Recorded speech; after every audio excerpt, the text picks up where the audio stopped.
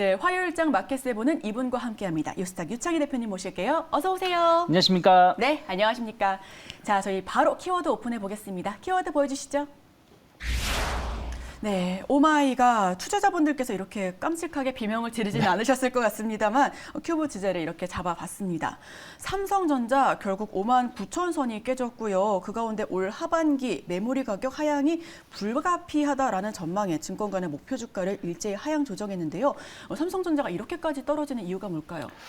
뭐 여러 가지 이유가 있죠. 네, 그러니까 그렇죠. 여러 가지 이유가 있죠. 네, 일단은 뭐 제가 웃으면서 말씀드리면 안 되는 건데 요즘에 네. 한 2주 전부터죠. 계속해서 IT 업계에 대해서 좋은 뉴스가 나오지 못하고 있었어요. 네. 무슨 얘기냐면 일단 마이크론 테크놀로지에 대해서 목표가 하향 소식이 나와주면서 뭐 삼성전자를 필두로 해서 하이닉스가 좀 조정을 받았었고요. 그리고 인텔이 그 다음 날인가 그 다다음 날인가 좀 그 시적 가이던스가 좀 좋지 못하다. 뭐 조금 IT 수요가 조금 예전만 못하다라는 발언을 했었어요. 그래서 또 삼성전자가 또 한번 조정을 받았고요. 최근에는 이제 인텔이 또 계속 말을 하는 것이 저는 잘 모르겠어요. 이게 얼마나 대단한 건지 모르겠는데 어쨌든 네. 뭐 신제품이니까 그 사파이어 레피지 관련해 가지고 이제 인텔 서버용 CPU죠. 이게 출시가 좀 지연되고 있습니다. 그러니까 이게 원래는 한 1분기, 뭐 2분기, 뭐 계속해서 뭐 곧 출시한다고 했는데 지금은 기약이 없는 수준? 그러니까 이게 언제 나올지 모른다는 것이죠. 원래 이 제품이 이제 나와줘야지 마지막 퍼즐이 완성되는 건데 그 마지막 퍼즐이라는 게 뭐냐면 올해 이제 시장에서 예상하는 것은 뭐냐면 지금 이제 노트북을 검색해 보시면 인텔 12세대라고 해가지고 거의 DDR5가 이제 첫 적용되는 노트북 PC용 제품들이 출시가 되고 있어요. 거기다가 이제 서버형 제품이 출시가 된다라면 DDR5가 이제 본격적으로 이제 적용이 채택이 되면서 사용량이 많아지면서 또 이것은 신제품이기 때문에 상당히 가격 단가가 비쌉니다. 검색을 해보시면 DDR4하고 비교했을 때 한 3배 이상 차이가 나거든요. 그러니까 그러다 보니까 이쪽에 대해서 삼성전자, 하이닉스가 상당히 작년부터 주력 준비를 많이 해놓은 게 있었어요. 이게 이제 작년부터 그래서 뭐 DDR5 관련된 종목군들이 뭐 이따가도 말씀드릴 것이지만 많이 움직였었던 것인데 이 서버형 제품 출시가 지금 지연되고 있다 보니까 관련돼 가지고 실망감이 나온다는 것이죠. 그러다 보니까 이런 부분들이 매출 감소를 일으킬 수밖에 없다 하다 보니까 어저께 뭐 삼성전자도 많이 하락했지만 하이닉스도 많이 하락했습니다. 결국엔 그런 것 같아요. 공급망 충격이 장기화되다 보니까 부품이 원활하게 수급이 안 되고 이거로 인해서 제품 공급이 좀 지연이 됐고요. 또 하나는 러우 전쟁 때문에 원자재 가격 상승이 발생을 했고 네. 그러다 보니까 저도 그래서 이제 노트북을 좀 교체를 하려고 고민을 했다가 포기했습니다. 제품 조금 옵션 추가하면은 기본 250만, 300만 넘어가더라고요. 노트북 한 대. 노트북 한 대. 네, 예전 같으면은 그렇다고 노트북이 싼 제품은 아니지만 예전에는 그래도 한 100만 원 후반, 200만 원 초반만 된다고 하더라도 진짜 거의 최신형 제품을 살 수가 있었는데 지금은 거의 뭐 300만 원대에 넘어가야지 정말 최신형 제대로 된 노트북을 살 수 있다라는 분위기가 생기다 보니까 지금 거 좀 더 쓰자. 나중에 떨어지겠지. 뭐 이런 생각이 대기업 한 달 월급이네요. 네, 이런 생각이 들더라고요. 그래서 그런 부분들이 소비 위축을 만들었고 그러다 보니까 계속해서 최근에 오더 컷 얘기가 나오고 있죠. 뭐 이게 뭐 처음에는 중국의 경기 침체 이런 이슈들 때문에 오더 컷 얘기가 나오고 삼성전자마저도 뭐 하반기 완제품 출시를 좀 줄이면서 부품 수요를 좀 줄이겠다 이런 얘기가 나오다 보니까 전체적인 분위기가 IT 업계에 대해서의 부정적인 흐름 나오고 있지 않는 생각이 있습니다. 네, 그 와중에 그래도 노력을 하고 있는 부분이 또 있잖아요. 11박 12일에 유럽 출장을 마치고 돌아온 이재용 삼성 부회장 이야기를 좀 하고 싶은데요. 반도체와 또 배터리 패권 전쟁을 주도하기 위해서 기술 중심의 경영을 예고했습니다. 여기에 ASML의 EUV 노광 장비를 수급하기 위한 공을 들여오고 있다라고 하는데 뚜렷한 출장 아웃풋이 보여지고 있는지 수혜주가 있는지 한번 여쭤볼게요. 뭐 솔직히 뭐 아직은 뭐 특별하게 수혜주가 없다, 그러니까 뭐 특별한 이제 결과물은 없죠. 왜 그러냐면 그렇죠. 이게 뭐 구멍가게에서 뭐 과자 부스러기 몇 개 사는 게 아니지 않습니까? 아, 네. 몇십 조, 몇백 조의 자금이 투자가 되는 것이고. 하이마트를 사는 거죠. 네. 그렇죠. 뭐 그런 것이기 때문에 이번에 유럽 순방을 한 것은 결국은 이제 그들 업체하고 조율하는 것들이 중요했다 생각을 좀 하고 있고요. 또 하나는 지금 삼성전자가 조금 뭐라 그럴까요? 뭐 공격적인 투자를 조금 밀었었던 부분들이 좀 있어요. 근데 저는 오히려 이 부분은 지금 평가할 건 아니지만 오히려 삼성전자한테는 기회가 될 수 있다 생각을 좀 하고 있습니다. 하지만 이제 그 얘기까지 할 정도의 시간은 아니다 생각하고 있고 어쨌든 이제 지금 우리가 그 ASML 그 EUV 장비 같은 경우는 이 ASML만 만들 수가 있고 1년에 이 회사가 만들 수 있는 제품이 50대 정도, 한 50대 초반 정도라고 합니다.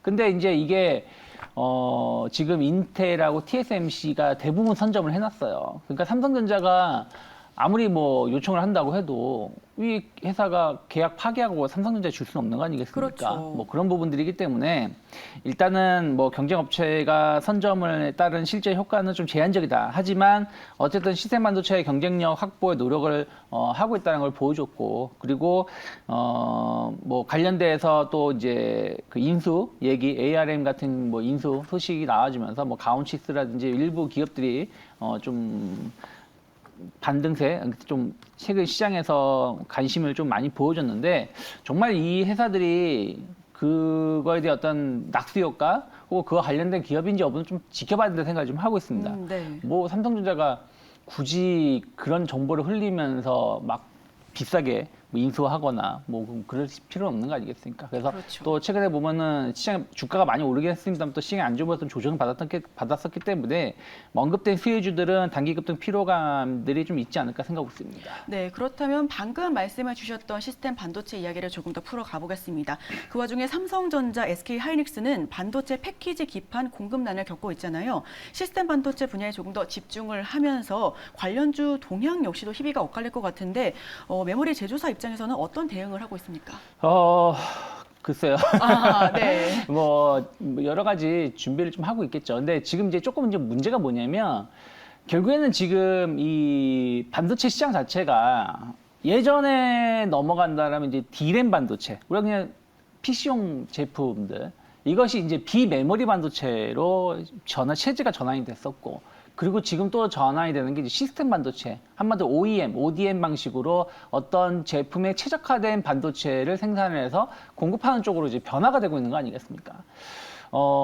그러다 보니까 이제 많은 기업들이 그 전에의 산업보다 새로운 산업에 대해서 더 투자를 많이 했다라는 것이죠. 그래서 하향 산업에 대해서 투자가 적다 보니까 이쪽에 대한 수요는 여전히 견고함에도 불구하고 투자가 이루어지지 않다 보니까 캐파가 많이 늘어나지 못했다라는 것이죠. 그러한 부분들이 이런 얘기는 지금 처음 얘기가 나온 게 아니라 뭐 재작년부터 얘기가 나왔었고 그런 이슈들 때문에 뭐 기판 관련된 종목군들 코리아 서킷이라든지 신텍이라든지 관련된 종목군들이 작년 뭐 여름부터 시작은 안 좋았지만 이들 종목군들은 엄청나게 우상향하는 모습을 보여줬었습니다. 네네. 근데 이제 그러한 부분들의 불균형은 지금도 이루어지고 있고 쉽게 해결되지 않는다라는 어떤 기대 혹은 우려감들이 좀 있었다 생각 있고요. 그리고 또 DDR5 전환 이런 부분들 때문에 조금 더 고난이도의 제품들에 대해 수요가 높게 나오고 있기 때문에 앞으로도 이 부분은 쉽게 해결되지는 않을 것 같아요.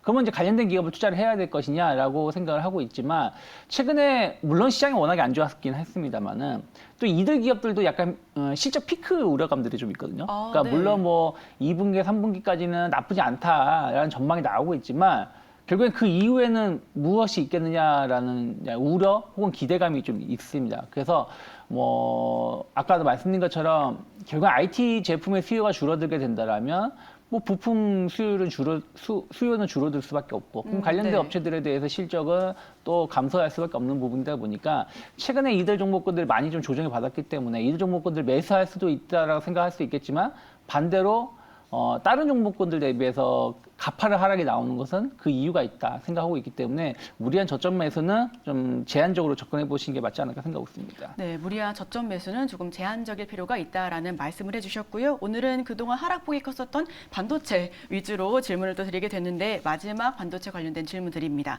반도체 후공정 인수합병 시장이 달아오르고 있다고 합니다. 그동안 국내 반도체 시장에서 소외됐던 테스트나 패키징 등 후공정이 중요해지면서 국내 후공정 업체들이 주목을 받고 있는데요. 그중 어떤 종목을 좀 탑픽으로 꼽아볼 수 있을지 아니면 좀 관망해야 될지 여쭤볼게요. 네, 뭐 반도체, 그러니까 아까도 말씀드린 것처럼 결국엔 지금 계속해서 핵심은 DDR5 쪽인 것 같아요. DDR5로 전환됐을 때 전공정보다 후공정의 교체, 그러니까 그 교환 작업이 훨씬 더 많을 수밖에 없는 것이고, 그래서 관련된 기업들에 대한 어떤 관심도 그 정도 많이 있었습니다. 그래서 뭐 납폭과대 인식이 좀 있기 때문에 단기 트레이딩 관점에서의 매수 관점은 좀 유효하다 생각을 좀 하고 있기 때문에 저는 ISC를 좀 주목해 보실 필요 있지 않을까 생각을 좀 하고 있어요. 어쨌든 하반기 DDR5 관련돼서 어떤 모멘텀은 조금 더 기대감을 가져가 볼 수 있다 생각을 하고 있고요. 또 ARM 기반 제품의 개발 참여를 많이 해놓은 게 있기 때문에 뭐 이 회사 인수에 대한 어떤 반사이익에 대한 기대감들 또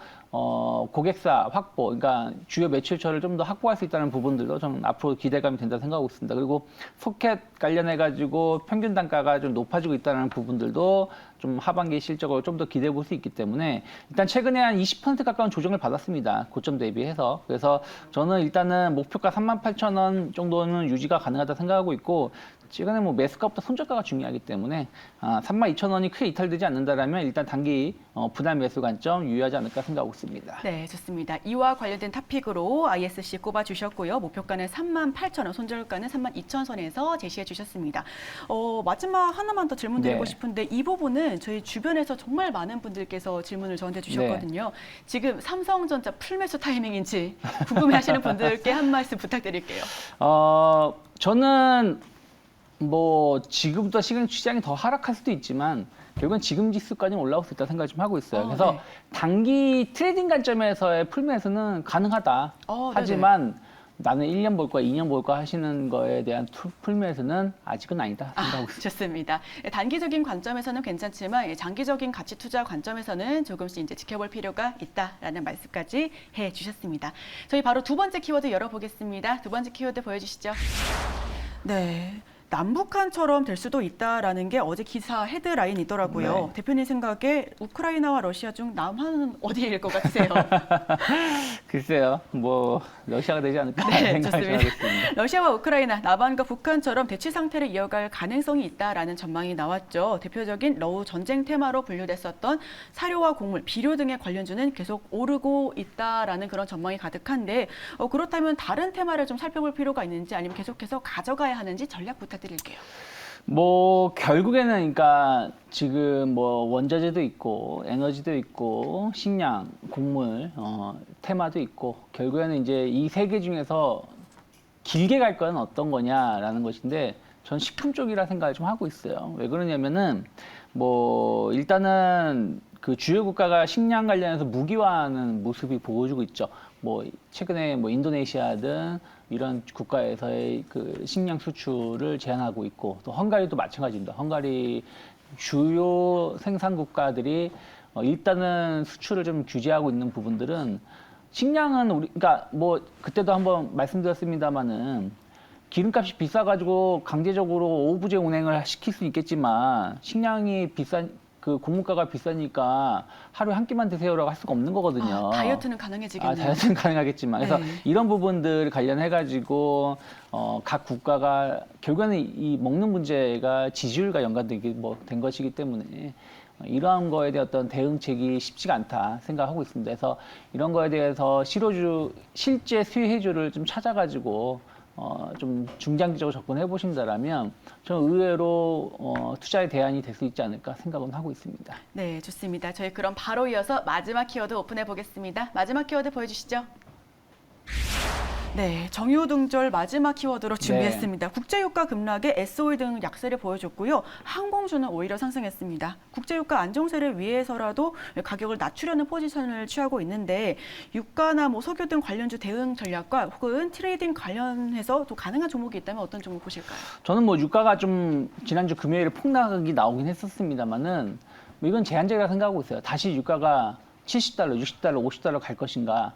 뭐 쉽지 않다 생각 좀 하고 있습니다. 결국에는 등락은 있겠지만 결국에는 연말까지 본다면 고점은 높여갈 가능성이 높다. 뭐 높여가지 않는다고 하더라도 뭐 100달러 후반에서 한 120달러 사이에 박스권 흐름을 보일 가능성이 높다 생각 좀 하고 있어요. 그러면 정유사들에 대한 어떤 정제 마진, 고정제 마진은 좀 장기화될 가능성이 높다 생각을 좀 하고 있습니다. 그렇기 때문에 최근에 뭐 유가가 좀 하락했다 해서 정유주가 하락을 했지만 실제 주유소 가보시면 휘발유 가격이 하락하지 않았어요. 아, 네. 네, 그런 부분들이 있다는 걸 본다면 계속해서 고정제 마진에 대한 어떤 기대감들 가져갈 수 있고, 그럼 정유주들은 전 조정 시에 매수 관점 여전히 유효하다 생각하고 있는데, 뭐 매수할 수 있는 종목은 많지 않습니다. 네. 뭐 S-오일 그전도 말씀드렸고, 뭐 GS, 뭐 SK 이노베이션 있는데. 저는 SK 이노베이션을 좀 더 주목해 보실 필요가 있지 않을까, 이제부터는. 네네.